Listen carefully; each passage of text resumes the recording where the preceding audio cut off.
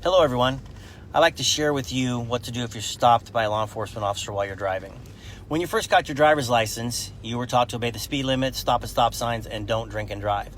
But what you probably weren't taught was what to do if you get pulled over by a law enforcement officer. So in this video, which is only a few minutes long, I'd like to give you a couple suggestions on what to do.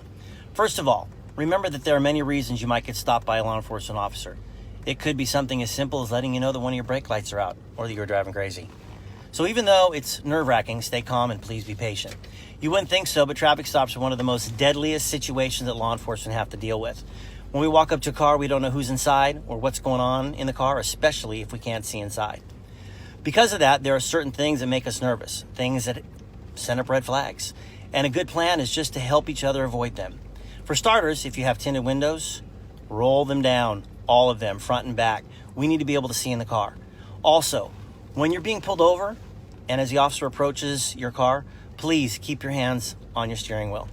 Don't put your hands in your pockets or reach for anything in the console or glove compartment. We don't want to see you leaning over and making any sudden movements or reaching for something under your seat. We don't know if you're going after a weapon or your paperwork, so please just don't do it. Same for your passengers. It's not that they have to put their hands up in the air or anything like that. On their lap is fine. We would appreciate everybody keeping their hands where we can see them. Once we get to your car, we'll give you instructions like, hey, we need to see your driver's license, registration, proof of insurance. At that point, you can say to the officer, hey, my driver's license is in my back pocket, it's in my front pocket, console, wherever it is it okay for me to get it? Then wait for our instruction. Don't reach for anything until you're instructed to do so. To make this go more smoothly, one of the things I recommend is having your vehicle registration and proof of insurance together in the same envelope.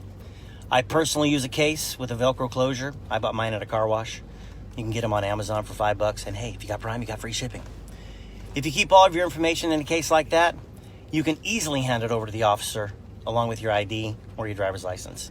And a little hint for those of you that have the last 10 years of your registration and insurance renewals, throw them away. You don't need them. Having to dig through all those papers just makes this whole process take longer.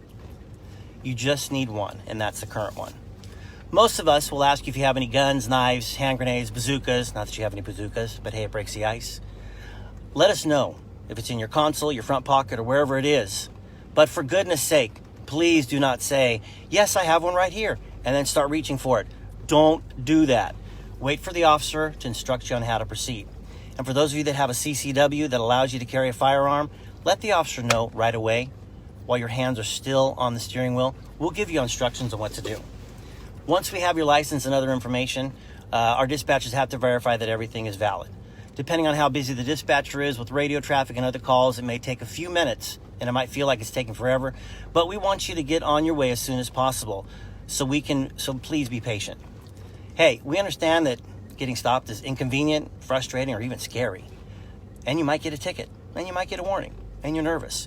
As I said, we're nervous too. Let's just be respectful to each other so that we can all go on our day when it's over. So the simple rule to remember is just this: no surprises. We have a job to do, and we want your contact with us to be positive, and we want to make sure that after this stop, we go home safely and that you go home safely. Well, whether you get a ticket or not, remember, a ticket is not worth a life, not yours or ours, and all lives matter. I encourage you to share this video with your children, your family, your friends, to make sure everybody is educated and that we can work together to make traffic stops stress-free as possible with everybody involved. On behalf of thousands of officers, thank you for watching this, sharing this video. Again, we thank you and have a great day.